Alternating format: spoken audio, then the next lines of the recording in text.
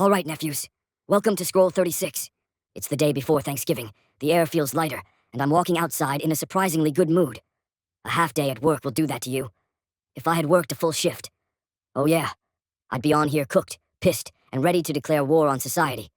But today I got off at 2, drove straight to get a haircut, and chopped it up with my barber, my dog for real. Every time we link, we turn into two 16-year-old idiots talking about dumb shit and bad decisions involving women. And honestly, I need that. You need at least one person who brings your inner dumbass back to life. But let me tell you what finally happened. Y'all remember when I said my ex moved into the apartment right next to mine? Like, literally, a 100-yard walk. Well, the plot officially thickened. I was running errands 2 days ago, walked out the store, and boom, she's right there. And the crazy part, I was just thinking about her. That felt symbolic as hell. A sign from God, low-key. So I texted her an hour later like, hey, good seeing you for that split second. Maybe we should actually hang out. And she said, tonight works. Nigga. I left my bedroom at 7:56 and was at her door by 7:58. And walking in, damn, it felt good. If you've been following the saga, y'all know ever since I got these braces, I've been incognito. Haven't really been around women like that. My confidence been in a hoodie. But being in her presence for that hour, man, it reminded me that I genuinely love women, not even on some horny shit. Something about being around feminine energy makes me feel alive again, motivated, human. And before y'all ask, number 1, I did not crack. Honestly, I didn't even want to. Because the moment you crack, the story shifts. And I'm enjoying the slow burn. We got 10+ years of history. She became part of my character arc. I don't think she's my wife. I'm not putting her on that pedestal. But I do enjoy our connection. I'm a romantic at heart. I like small moments. I like tension. I like the vibe. And I think God put this situation next door on purpose. A test to see how much I've grown. I'm not chasing an ending. I'm looking for clarity. Closure. A chapter that makes sense. The next day at work, I found myself replaying the hangout like a teenager. But that's who I am. I romanticize shit. I live half in reality and half in the story. I enjoy the idea of moments almost as much as the moments themselves. And speaking of work, my boss has been out of town, and work has been so much more tolerable. That man is like SpongeBob with OCD, hovering, correcting, tweaking shit that doesn't matter. One of those wormy dudes who hides behind policy instead of being a stand-up man. And I can't respect that. I'm from a long bloodline of real niggas. Stand-up men, like my dad in that cycling class. Instructor kept calling him dude, and my dad said, my name is David if you have something to say to me. That's the stock I come from.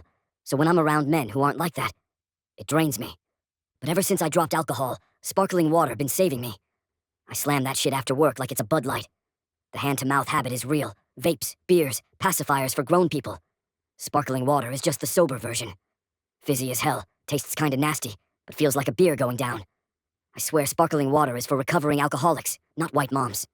And it works. Hydrates me while tricking my brain. W product. Anyway, Thanksgiving is tomorrow. I get to see my siblings, all 6 of the kids running around. 3 hers, 3 his. Her new husband is cool, but I still miss her first one. The man who was basically my big brother.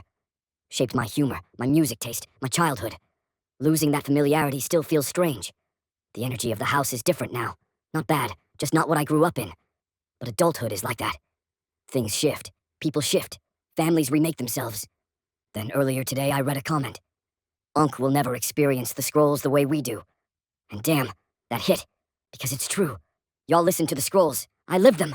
Y'all get episodes. I'm inside the show 24/7. These thoughts, they're running in my head all day. I don't know how they sound to y'all because I don't know how y'all think.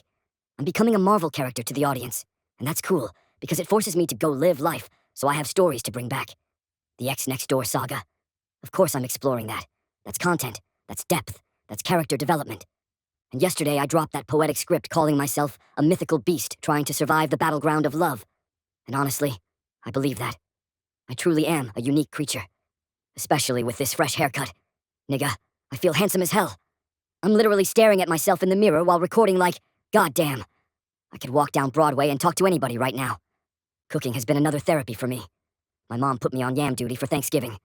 I can cook, bro, like for real. And part of me is scared my future wife won't cook better than me. I want to be impressed. I want to sit down and be like, damn, my baby threw down. But knowing me, I might be the chef of the house. Being self-sufficient has drawbacks.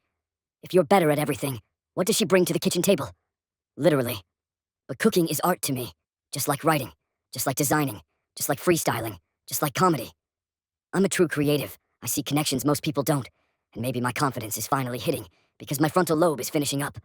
I'm about to be 25, my brain almost done cooking, and I want y'all to talk about yourselves with the same confidence. Real nigga self-love.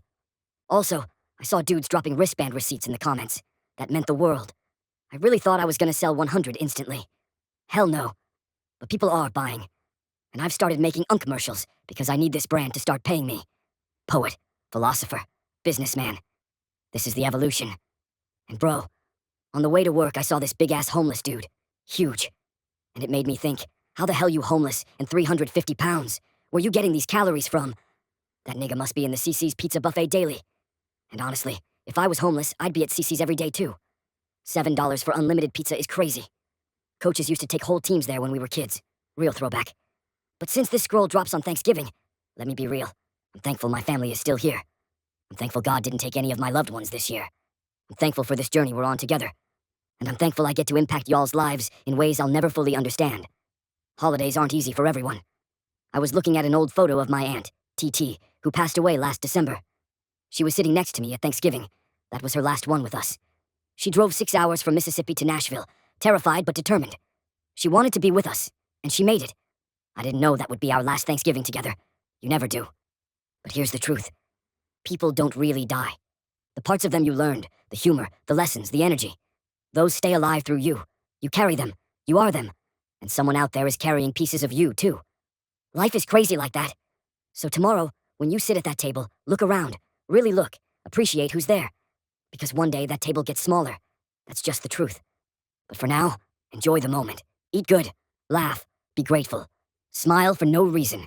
Don't rush life. Don't chase what you don't have. Look at what you do have, and be a real nigga. Keep God first. Do the right thing. And don't stop. Because once you stop, your dreams stop. And of course, buy a wristband. Have a good Thanksgiving, nephews. I love y'all.